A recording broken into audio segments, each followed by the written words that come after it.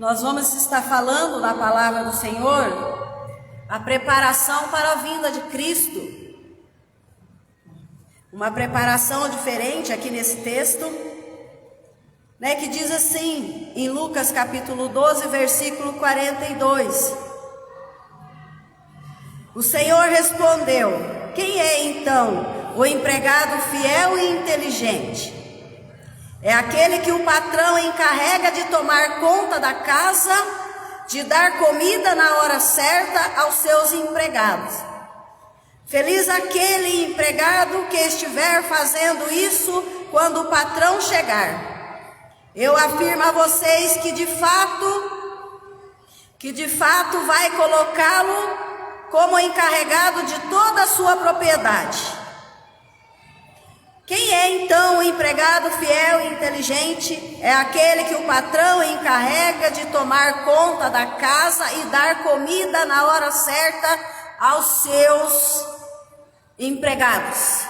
Vamos ficar nesse versículo 42, mas depois vocês podem ler na casa de vocês, confirmar o texto que a gente vai ler. Porque senão toma muito tempo a gente ficar lendo todo o texto. Então esse texto de Lucas capítulo 12, versículo 40, quando o Senhor fala que o empregado é encarregado de dar de comida na hora certa a todos os seus funcionários, aqui ele está falando de uma parábola. Então Pedro, no versículo anterior, Pedro pergunta para o Senhor: mestre, essa parábola é só para essas pessoas que o Senhor está pregando ou é para nós também? Então o Senhor responde para Pedro assim: quem é o servo fiel e inteligente para captar o que é que eu estou dizendo, o que é que eu estou querendo dizer, né? O Senhor aqui está falando dos pregadores da palavra. O Senhor está falando dos pregadores da palavra. O Senhor está falando daqueles que ouvem a palavra.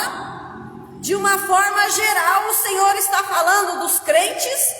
E o Senhor está falando também dos crentes, daqueles que estão desviados da presença de Deus. Não desviado da igreja, mas desviado da presença de Deus, da presença do Senhor. Amém. Então ele diz assim: o servo de Deus deve estar espiritualmente preparados e vivendo em obediência para a volta de Cristo. Para a volta de Cristo. Então nós temos que estar espiritualmente preparados para a volta de Cristo, em obediência ao Senhor.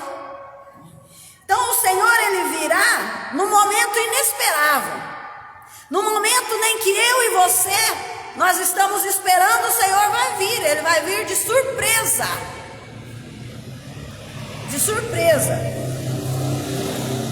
E então ele diz assim: para receber a bênção do seu mestre, a segunda maneira, as duas maneiras que os crentes devem viver nessa terra na presença de Deus, em relação à ausência e à promessa da sua volta.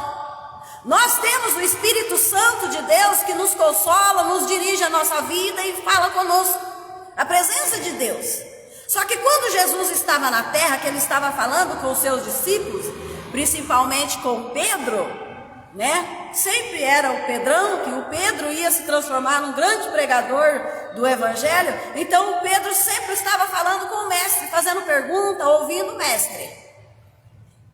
E então ele diz assim que os crentes vão viver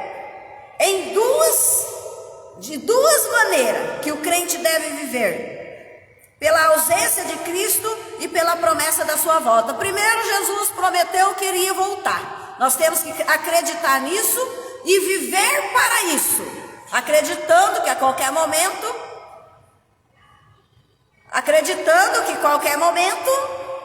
o Senhor vai voltar. E a ausência de Cristo, não é? Lembra quando Jó, ele disse assim,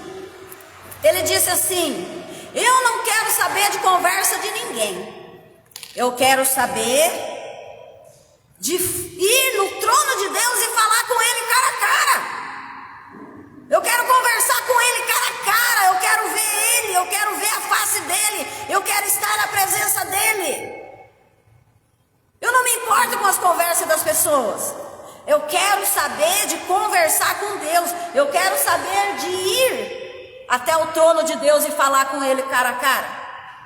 Então, nós temos que viver espiritualmente em obediência com a ausência de Cristo. O Senhor Jesus, ele não está presente em carne aqui conosco, igual ele estava presente em carne com os seus discípulos. Nós temos o Espírito Santo. O Espírito Santo ficou no lugar para nos auxiliar, para nos ajudar. Só que nós temos a ausência carnal de Jesus. Porque se Jesus estivesse aqui carnalmente, igual vocês estão, vocês podem conversar um com o outro e perguntar e olhar no olho, e um pode responder para o outro. Não é tão gostoso assim? É muito bom uma conversa assim. Mas ele deixou o Espírito Santo para nós. Então nós temos que viver espiritualmente com o Espírito Santo, e viver a ausência dele, sabendo que ele não está em carne aqui, como um rapaz que ele era. Entende? Essa ausência dele, mas também acreditar na promessa da sua volta. Acreditar na promessa da sua volta. Nós temos que estar sempre vigilante e espiritualmente pronto para a volta do Senhor. Nós temos que estar vigilante, ficar vigiando. É vigiar o tempo? Não. É vigiar as guerras que está tendo nesse mundo, as mortes.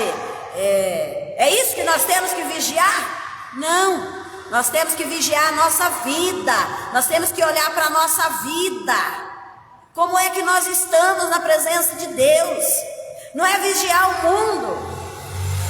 As pessoas dizem assim: Silmara, você tem que estar informada das tragédias que estão acontecendo no mundo. Gente, eu não dou conta, eu não tenho tempo, é muita coisa para você ficar atrás de tragédia, é muito tempo para você ficar correndo atrás de tragédia. Basta o seu dia, o seu próprio mal. Basta o dia que nós estamos vivendo, que é mau, que é horrível, que é cheio de lutas e sacrifício, humilhação. Então assim, nós temos que estar vigilante com a nossa vida espiritual, a nossa vida, cada um se preocupar com a sua vida, como é que ela está.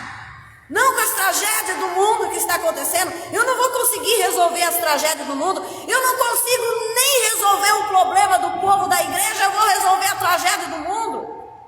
Não vou conseguir. Então eu tenho que olhar para mim, para a minha vida espiritual, estar vigilante com a minha vida espiritual para a volta de Cristo, porque a qualquer momento ele vai voltar. O crente, ele não pode viver descuidado com a sua vida de oração, descuidado com a palavra de Deus, descuidado de pensar em Deus, descuidado de viver na presença de Deus, descuidado de encher do Espírito Santo. E a palavra do Senhor diz assim, falando que o Senhor adiará a sua vinda. Nós não podemos pensar que Jesus vai adiar a vinda dele. Nós não podemos pensar assim, nós estamos vivendo aqui, mas Deus, ele vai adiar e ele vai demorar para vir, ele vai adiar. Então nós podemos ficar tranquilos, porque ele vai adiar a sua vinda. Nós não podemos pensar que Jesus vai adiar a sua vinda. Nós temos que pensar que nós temos que nós temos que resistir ao pecado. Nós não podemos deixar de resistir ao pecado. Nós temos que resistir ao pecado. O pecado, ele vem, a gente tem que correr dele. A gente tem que sumir dele. A gente não é forte totalmente. Estava falando com a irmã ali.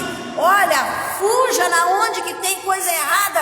Porque qualquer pessoa pode cair. É católico, é crente, é budista, é espírita. Qualquer pessoa pode cair. Nós somos de carne. Entende? Então nós temos que fugir. Nós temos que ir descartando aquilo que faz mal para a nossa vida.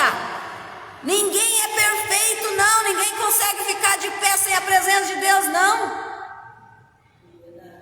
Eu estou dizendo a verdade para você.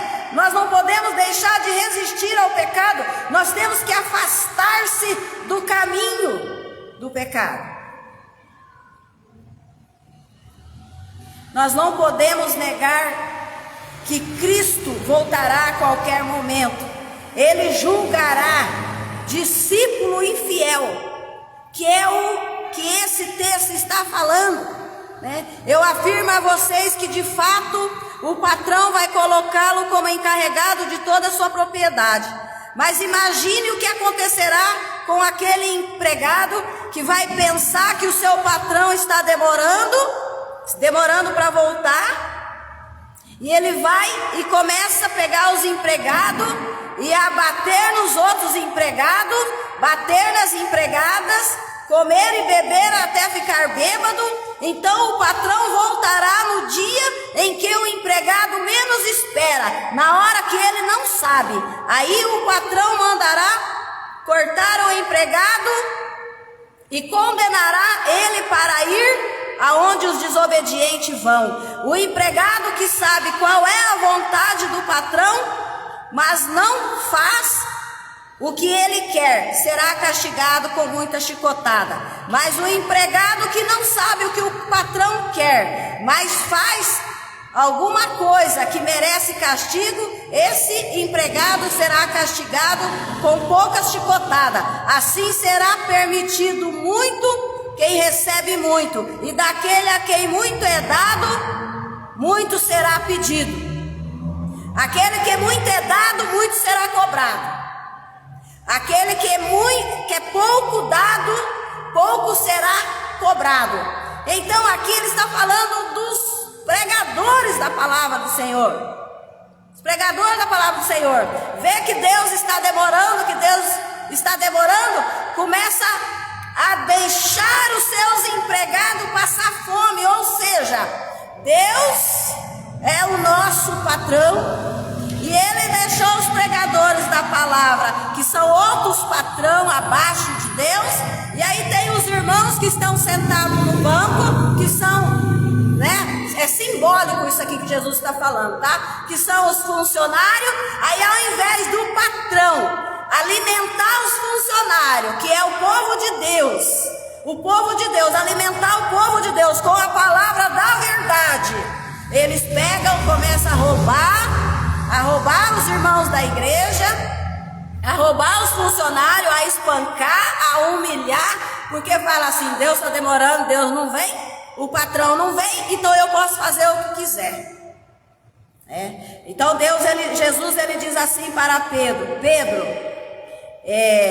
o discípulo é inteligente quando ele faz aquilo que ele sabe que o patrão deixou para ele fazer. Esse é inteligente, esse é bem-aventurado, esse vai tomar conta de tudo do patrão. Mas aquele discípulo que chegou a hora de dar o alimento para o funcionário, né?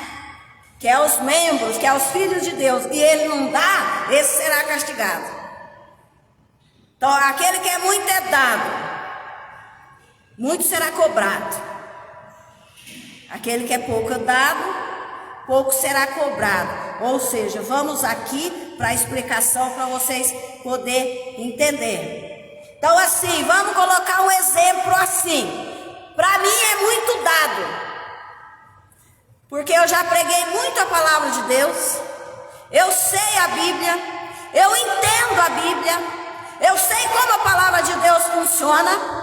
E eu pego e não passo a palavra de Deus para vocês. Eu não alimento vocês com a palavra de Deus. Então muito foi dado para mim no sentido assim, que eu sei a Bíblia. Entendeu? Eu sei explicar a palavra de Deus. Eu sei muitas coisas da vontade de Deus. Eu sei como respeitar a mãe, eu sei como respeitar o pai, eu sei como tratar o filho, eu sei como tratar a nora, eu sei como tratar a sogra, eu sei. E se eu desrespeito a minha nora, eu sei que eu não posso. E se eu desrespeito a minha mãe, eu sei que eu não posso. Eu sei que eu não posso. E se eu desrespeito, eu vou ser cobrado mais. Porque eu sei que eu não posso. Eu sei que eu não posso roubar de vocês. Eu sei disso. Conheço a palavra. E se eu faço, eu serei cobrado mais, castigada mais. Porque muito foi dado para mim. Muito eu sei. Você entende? Então aquele servo, né, aquele empregado que sabe pouco, mas não aceita Jesus como Salvador da sua vida, ele vai ser cobrado, mas vai ser cobrado pouco, mas vai ser cobrado.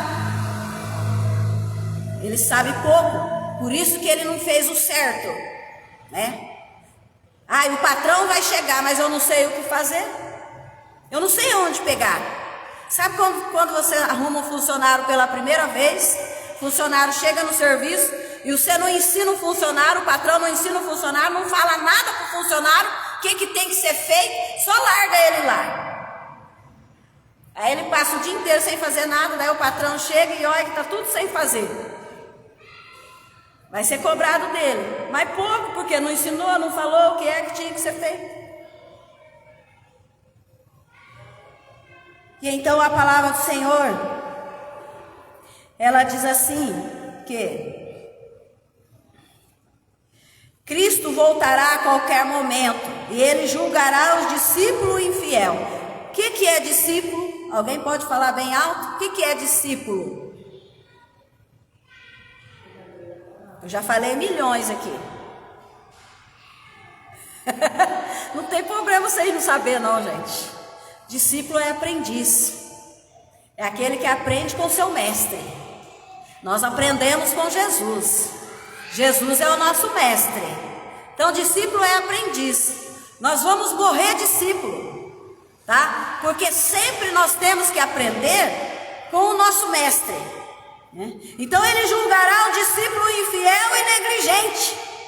Então Cristo diz para nós perseverarmos antes a sua vinda é inesperada. Sofrimento nosso é muito grande, mas ele diz para nós perseverarmos. Por quê? Aguentar firme. Por quê? Porque a vinda dele é inesperada. Não vai ter sinal. Quando houver o arrebatamento, não vai ter sinal de arrebatamento.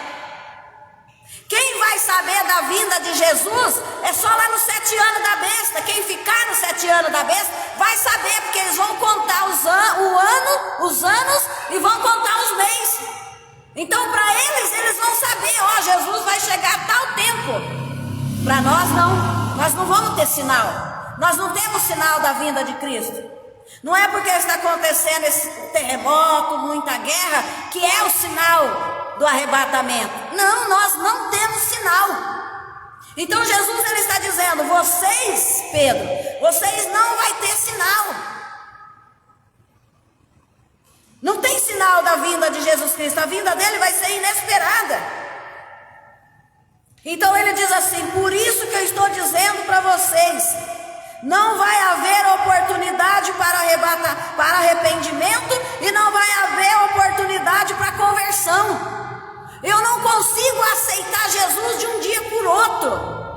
Eu posso até falar, eu aceito, tá? Mas tem todo um tratamento, tem toda uma cura, uma libertação nossa interior, tem toda uma cura do nosso eu, tem toda uma cura da nossa natureza carnal. Leva tempo. Eu estou com 50 e tantos anos, eu ainda não fui liberta de um tanto de coisa. O apóstolo Paulo, ele diz assim, eu não sou perfeito, e eu acho que eu eu nunca vou conseguir chegar na perfeição. A perfeição só será lá na glória. Porque cada dia a gente tem um problema para resolver. Cada dia a gente mata um leão por dia. Então o apóstolo Paulo, ele diz assim: eu só vou ser perfeito na glória. Porque essa vida aqui na terra é uma vida difícil. Então Jesus, ele fala, o fato de não haver oportunidade para o arrependimento e conversão. Entende? Porque no arrebatamento da igreja, é como um relâmpago sai do Oriente e vai para o Ocidente, sabe? Faz assim, já era, quando você piscou, acabou. Não tem tempo. Não tem tempo de se arrepender. Porque você vai ter que pegar os seus pecados e colocar em dia. Senhor, o meu pecado é assim, assim, assim, me perdoa assim, assim, assim. Até você pegar todos os seus pecados e colocar em dia. É muito pecado, gente. É muita coisa para colocar em ordem na presença de Deus. Então Jesus, ele fala, eu estou falando isso para vocês. Eu estou dizendo isso para vocês, Pedro. Por quê? Porque é um fato que não tem oportunidade, não tem como ter oportunidade de arrependimento e conversão na vinda repentina de Cristo. Então a cada dia a gente tem que se arrependendo. Parece que a gente é frouxo, trouxa, parece que a gente se sente humilhado pelo que as pessoas fazem pra gente, mas não é que a gente é trouxa, ou frouxa, ou humilhado. É que a gente está esforçando para fazer a vontade de Deus. A gente está esforçando para fazer a vontade de Deus. A gente está esforçando para ficar na presença de Deus. Aí vem um abençoado e quer acabar com a vida da gente na presença de Deus. E é isso aí que é o pior da situação. Que ao invés da pessoa, ao invés, né, do patrão, vamos dizer assim, né, do pregador, ao invés do patrão dar o alimento para o funcionário, ele vai lá e tenta arrebentar o funcionário, bater no funcionário, judiar do funcionário, judiar do povo de Deus, arrebentar o povo de Deus. Vocês estão entendendo? Que está acontecendo no mundo inteiro, nas igrejas, em tudo. Então, torna uma fatalidade para os crentes apóstatas. Crente apóstata é aqueles que abandonaram a igreja, abandonaram Jesus, abandonaram a fé e não quer mais saber de Deus. Então, é uma fatalidade. É uma fatalidade. Tem gente que fala assim para mim: Silmara, eu não vou na igreja, sabe por quê? Porque lá na igreja, tanto a sua, tantos as outras, só tem gente que não presta, por isso que eu não vou. Eu falei: é verdade? Se eles prestam ou não, eles estão dentro da igreja, estão esforçando para ouvir a palavra, estão esforçando para ser salvo. Mas e você, que senta em cima do seu rabinho e fica vendo, olhando a vida dos outros e falando da vida dos outros, e senta no seu rabinho e não vai na igreja, fica aí com o seu pecado e falando da vida dos outros? Eu não tenho papa na língua não, gente. Eu estou desse jeito. As pessoas sentam no rabinho, fica falando mal do pecado dos outros, da vida dos outros, e não olha a trave que tem no olho dele. E é só acusar a vida dos outros. Então, Jesus, ele diz assim, é uma fatalidade. A maioria de que faz essas coisas são esses crentes que saem da igreja, sai da presença de Deus, aí não quer Deus. E aqui a palavra do Senhor diz assim: a vinda de Cristo é como a morte. A vinda de Cristo é igual à morte, é definitiva, pode ocorrer a qualquer momento. Se eu morrer agora, minha morte é definitiva. Eu não tenho volta para a vida, que eu morri a carne, fui para debaixo da terra. Então a vida de Jesus é igual à morte, ela é definitiva. Se Jesus vier e chamar a sua igreja, A igreja vai e o resto das pessoas fica na terra, porque é uma coisa definitiva. Aí você pode estar pensando, mas Silmara, mas se eu estiver na minha casa, e eu aceitei Jesus e eu não fui batizada ainda. Gente, tem tanta gente aí batizada que desceu lá em 3, 4, 5 rios, minha filha do céu, e continua falando mal da vida dos outros, continua apontando o dedo na vida dos outros, diz que é crente, mas anda só fazendo coisa errada e desrespeitando os outros. Não honra mãe, não honra pai, não honra irmão, não honra irmã, não honra vizinho, não honra ninguém. Batismo não salva ninguém, não. Lógico que a gente que está vivo, está com saúde, se pode descer as águas, vamos descer as águas. Mas a pessoa está doente lá em cima da cama, se não tiver jeito, não tem importância não. Olha o ladrão da cruz, ele não foi batizado não, e ele aceitou Jesus como o único salvador da vida dele, do fundo da alma, do fundo do coração dele. Do fundo do coração dele. Você entende? O apóstolo Paulo, quando ele ficou cego, ficou 3 dias cego. Pensa num demônio de um homem, né? Lá no antigo. Ele ficou 3 dias cego, ele ficou orando e jejuando. Não comeu, não bebeu. 3 dias jejuando. E então ele ficou na casa de um senhorzinho bem velhinho de idade. Senhorzinho. Que é onde Deus mandou ele ficar. E aí, aquele senhorzinho orou para ele e ele passou a enxergar. E então ele disse para o senhorzinho, para o irmão: o que impede de eu ser batizado? Tem alguma água por aqui? Ele foi batizado no banheiro, na banheira. Entende? As pessoas fazem confusão com rio, com piscina, com tanto de coisa, depois levanta da água e começa a falar mal da vida dos outros, fazer mal para os outros. A salvação é pela graça. Amém, glória a Deus. Não vem de nós, é dom de Deus. Para todo aquele que nele crê, não pereça, mas tenha a vida eterna. Aleluia, glória a Deus. E então a vinda de Cristo, ela é como a morte, é uma coisa definitiva, pode ocorrer a qualquer momento. Então o Senhor ele diz assim como haverá alguns graus de glória no céu, como eu disse aqui, aqueles que é muito é dado, é muito requerido. É muito cobrado. E eu vou dizer para você, famílias inteiras que não servem a Deus, mas se tiver um crente dentro daquela casa, para toda aquela família que não serve a Deus, foi muito dado. Sabe por que foi muito dado? Porque teve a oportunidade de viver com um crente dentro daquela casa. Famílias inteiras que tem um vizinho crente, para eles foi muito dado, porque teve a oportunidade de conhecer um crente.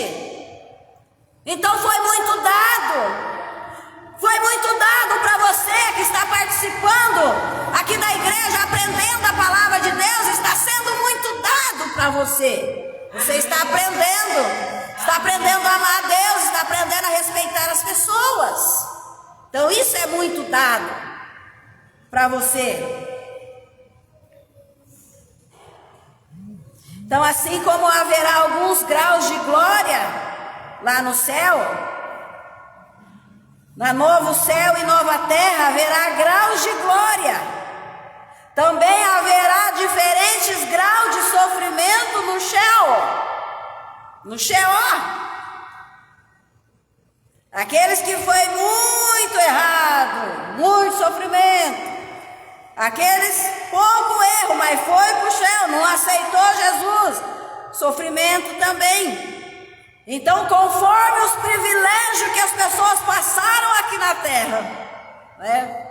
Tem muita gente que diz para mim assim: Silmara, mas eu amo pecar, Eu gosto muito de pecar e olha, eu dou minha vida para cometer esse pecado. Estou dizendo para você que são pessoas que me falam, tá? Eu dou minha vida para cometer esse erro, para cometer esse pecado. Eu amo demais esse pecado. São privilégios. Privilégio que teve de dar prazer para sua carne. São privilégios. Então, quanto mais privilégio de prazer na carne você deu, mais privilégio de sofrimento você vai ter lá no chão.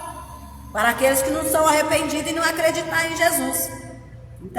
Então quanto mais privilégio que eu tenho de ficar na presença de Deus aqui e agora, mais privilégio de procurar a presença de Deus, mais privilégio eu vou ter na presença de Deus.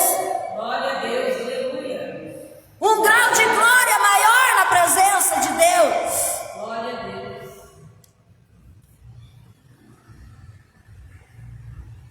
E então o Senhor Jesus, ele dá um recado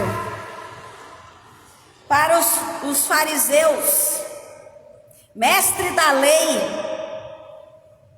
Ele diz assim: ai de vocês, mestre da lei, fariseus hipócritas, pois vocês ficam à porta do reino do céu. Vocês fecham a porta do reino do céu para os outros, mas nem vocês conseguem entrar nessa porta do reino do céu. Por que os fariseus e saduceus, Jesus chamou eles de hipócritas, que eles fecham a porta do céu?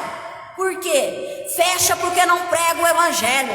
A porta do céu, ela só é aberta para as pessoas com pregação do evangelho, pregação do amor, a pregação da salvação, a pregação de arrependimento, a pregação da salvação em Jesus Cristo.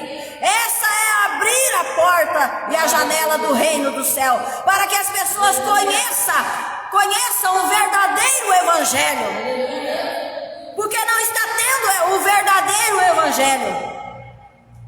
Então o Senhor Jesus, ele fala: hipócritas, fariseus e saduceus, vocês não pregam o evangelho, vocês também não deixam os outros entrar, vocês também não entram. Vocês também não entram.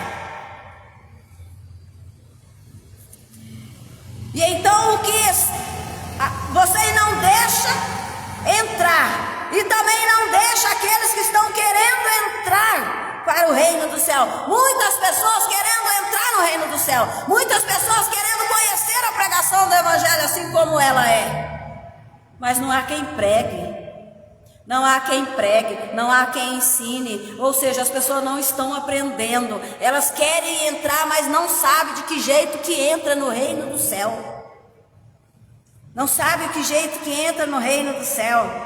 Porque ele diz assim: pois vocês exploram as pessoas e roubam os bens materiais dos crentes, roubam os bens materiais dos crentes, e para se disfarçarem fazem longas orações, por isso o castigo de vocês será pior. Está entendendo?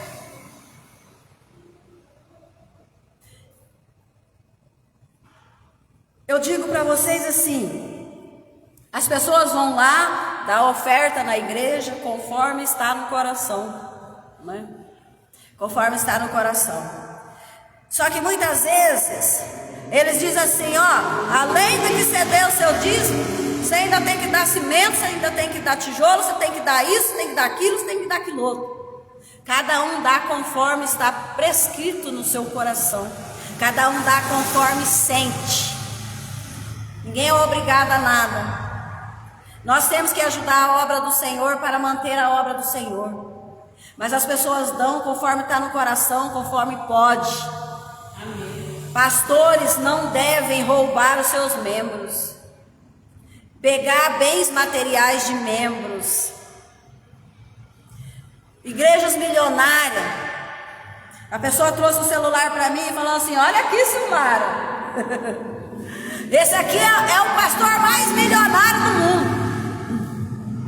A corrente de ouro dele era dessa largura assim, parecendo aquele colar de mulher que cai aqui, né? Essa largura, puro ouro.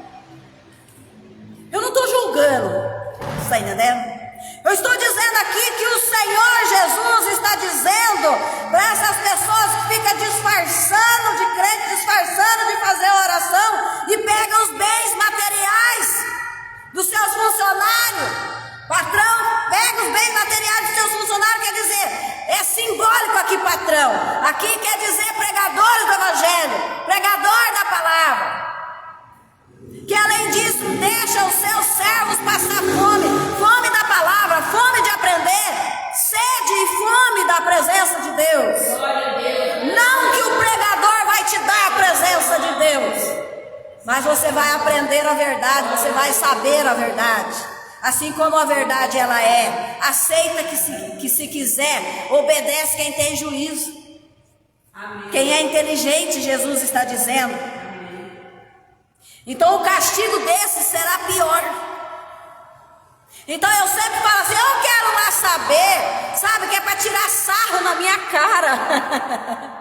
Tirar sarro da minha cara, né? A pastora pobre, né? Vamos dizer assim, a pastora pobre, a igreja que não tem dinheiro, entende? Mais ou menos por isso daí. Eu quero lá saber de pastor milionário, eu quero cuidar da minha vida. Eu não quero cuidar da vida dos outros, não. Eu estou cuidando da vida dos outros, pregando o evangelho, mas não quero saber da vida de ninguém, não. Se eu puder ajudar, eu ajudo. Se eu não puder ajudar, eu não quero atrapalhar a vida de ninguém. Então Jesus diz assim, eu estou falando isso para vocês, Pedro. Ei, Pedro, eu amo Pedro. Eu estou falando isso para vocês, Pedro, que o arrebatamento é igual à morte. A vinda de Cristo é igual à morte, é definitivo. E a gente tem que satisfazer, amar a presença do Espírito Santo e satisfazer a ausência em carne de Jesus Cristo. Seria muito bom falar com Ele, né? Cara a cara, falar com Ele. Eu falo para Ele, fala aqui comigo. Fala assim. Vem aqui, fala na minha cara.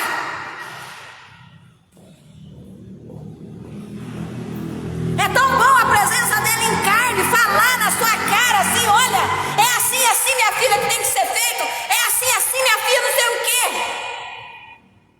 Temos que se satisfazer, ficar feliz com o Espírito Santo e com a ausência de Jesus em carne. Jó, ele dizia desse jeito.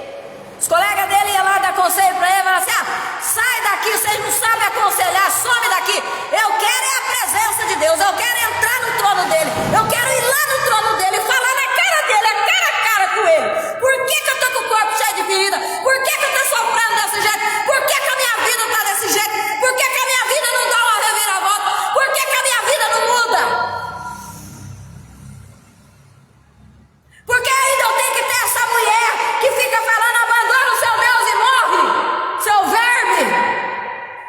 Ainda tem uma mulher dessa. Quero falar com ele, quero olhar na cara dele, no olho dele, eu quero que ele olhe no meu olho, e eu quero que ele fale para mim e me dê uma explicação. Amém. Mas ele diz assim, fica bem com a minha ausência. Tem o Espírito Santo. Igual quando chegou lá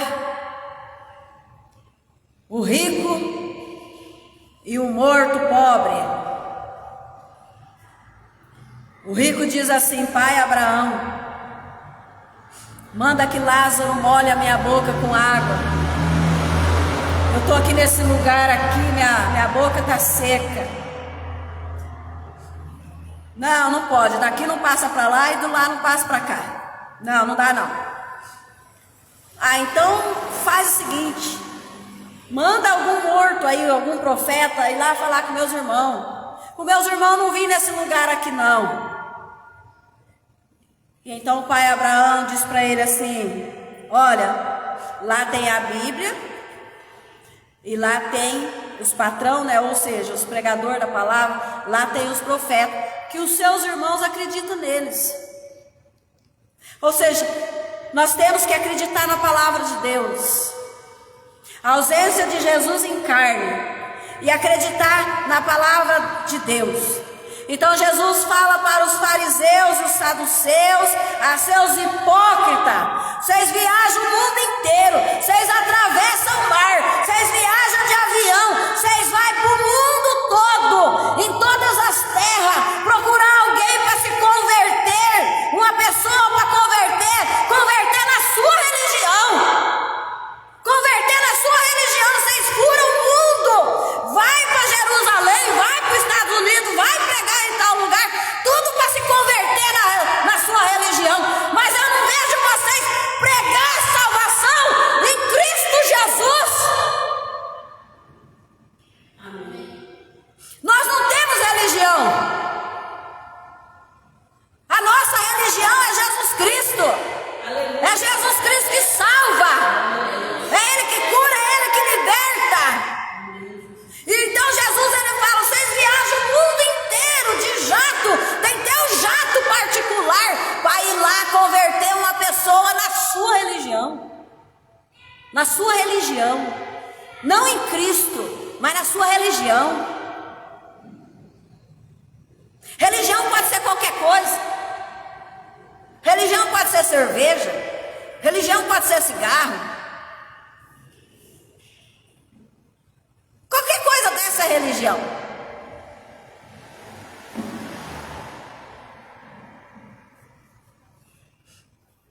E quando você consegue ainda converter essa pessoa na sua religião, essa pessoa, ela se torna 2 vezes merecedora do céu. Que difícil, hein? Vai para o mundo todo converter uma pessoa para a sua religião, que é sua placa de igreja, que é parede. Sua religião, não Cristo, mas sua religião. E essa pessoa que acredita em você é merecedora 2 vezes do céu. Porque primeiro ela não conhecia nada. Segundo, ela passou a conhecer a mentira. Está entendendo? Passou a conhecer a mentira, não conhece a verdade. Merecedora do céu igual você. Igual você que viaja o mundo de jatinho para converter uma pessoa na sua religião. Tanto aquela pessoa que aceitou a sua religião e você que não prega o evangelho, os dois não dá nada. É cego guiando cego. Por ensinar errado, tolo e cego, é outro. E então Jesus, ele faz uma pergunta: qual que é mais importante, é o ouro ou o templo? Nem vou perguntar. Medo de vocês responderem errado. Qual que é mais importante, o ouro ou o templo? É o ouro que santifica o templo ou o templo que santifica o ouro?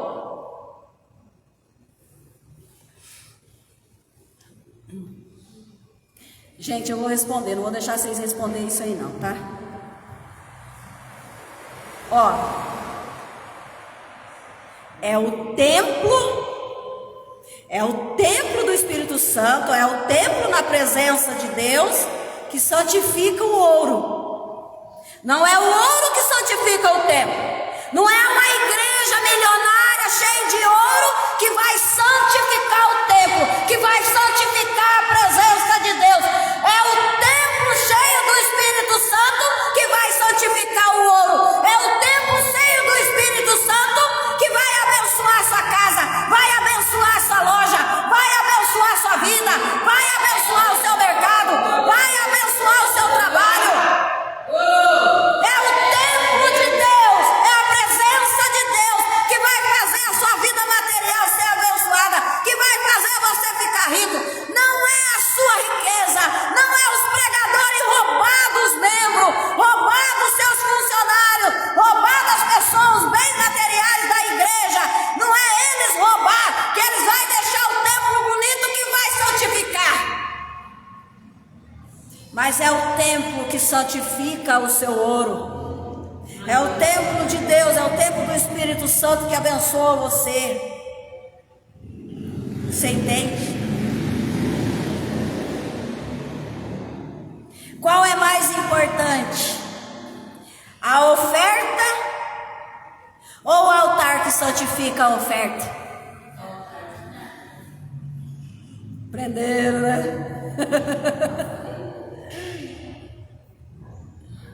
Por exemplo, você veio aqui, colocou 50 centavos aqui. Deus vai abençoar os seus 50 centavos. Amém. Você está entendendo? É Deus. Por exemplo, você veio aqui, você trouxe ouro e prata e milhões. É esses milhões que vai santificar a sua vida ou santificar o altar? Ou é o altar que vai santificar você?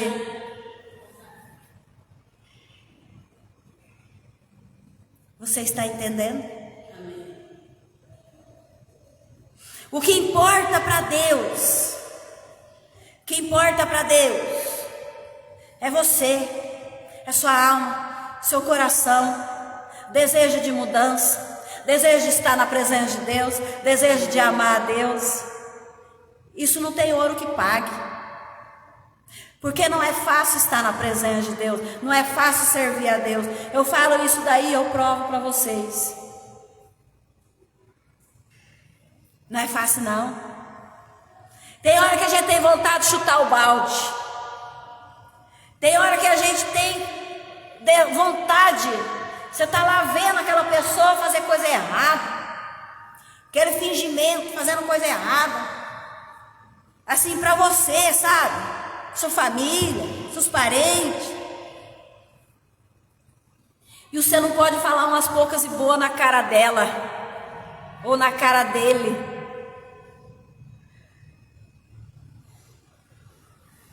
Porque o nosso justo juiz é Deus.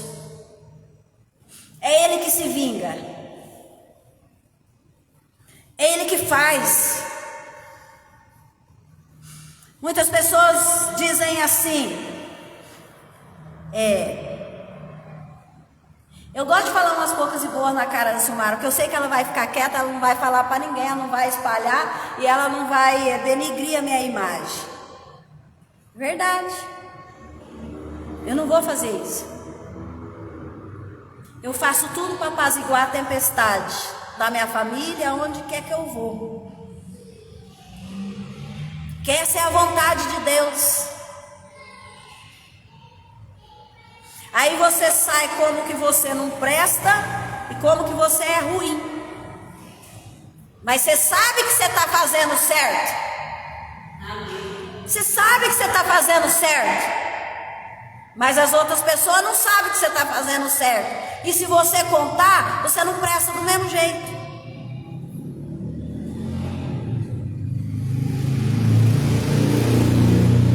Então o mais importante da lei de Deus é que sejamos justos uns com os outros, sejamos bondosos uns com os outros e sejamos honestos uns com os outros. Só que tudo isso daqui não é que você vai ser trouxa, ser feita de besta. Porque quando você é desse jeito, é Deus que trabalha em seu favor. É Deus que vai à frente. É Deus que resolve todos os problemas para você. E a sua cara continua uma cara de idiota. Mas Deus trabalha em nosso favor. Amém. Então Jesus ele diz assim: a quanto é mais é dado, é mais é cobrado. Então se eu recebi, se eu aprendi que eu tenho que respeitar você, eu tenho que respeitar, porque eu aprendi isso. Se eu aprendi que está dentro da palavra de Deus, que nós não podemos usurpar os irmãos da igreja, roubar os irmãos da igreja, forçar eles a fazer uma coisa que não tem condição. Se eu sei disso, se eu fizer, eu sou mais cobrado. Então por isso ele disse assim: discípulo infiel, Só que Jesus, para nós encerrarmos, ele diz assim: servo bom e fiel. Fosse fiel no pouco, no muito eu te colocarei. Amém. Amém, irmãos? Depois você pode ler esse texto todo na sua casa. Amém? Graças a Deus. Glória a Deus.